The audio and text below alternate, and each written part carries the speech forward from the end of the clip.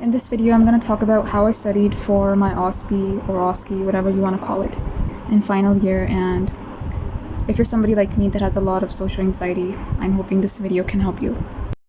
So first, here are some resources that I use for final year. Honestly, the most important book is Bedside. And besides that, I use some YouTube channels, which I mentioned over here.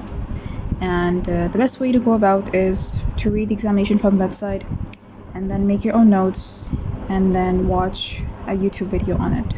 So Bedside is like your major book, and it's going to help you with all the examinations in medicine as well as peds and as well as for surgery. So you need to have it. For surgery, things are a little bit different, and only the examination of the abdomen can be covered from Bedside, and there are so many other examinations that you will need to do that are not in Bedside. And so here are the resources which I used, and especially this YouTube channel, and you can take it along with this book called Estas if you have it. And honestly, I did buy the book because I saw other people had it, and I thought I would actually get time to read this, but I hardly read a few pages in it.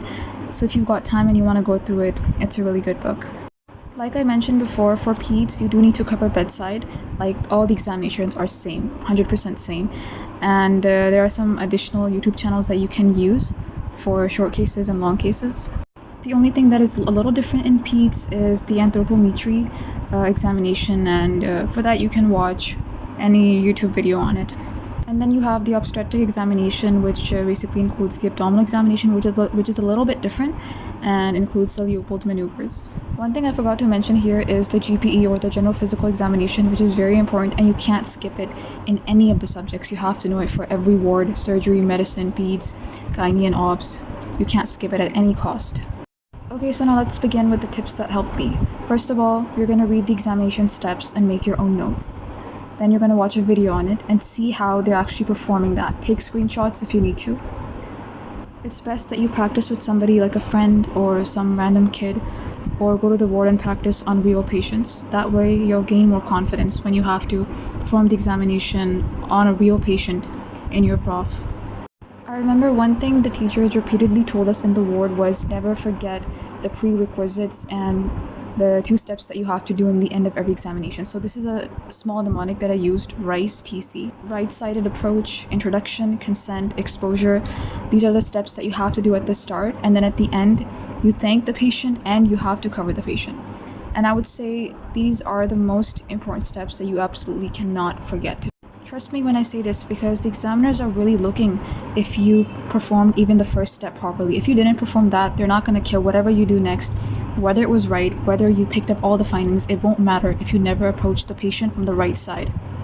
During your prof, while the examiner is right over your head, it's natural that you're going to feel anxiety, and you might even forget the first step, the R, but you have to keep practicing it over and over again.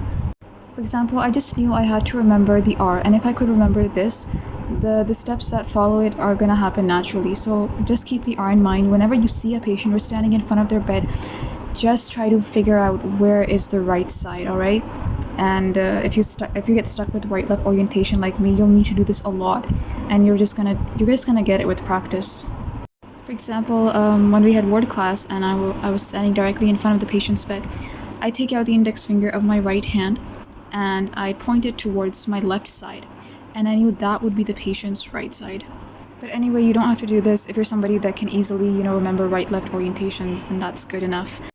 Lastly, I want to mention a technique which I made up myself, which is called the sticky note technique.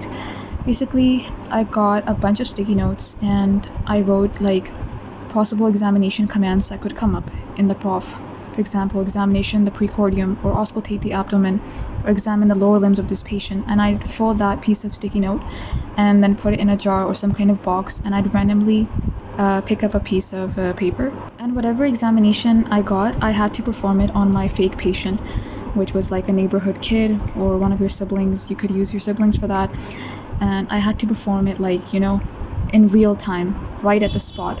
And this really forces your mind to train for the real exam situation that would eventually come up.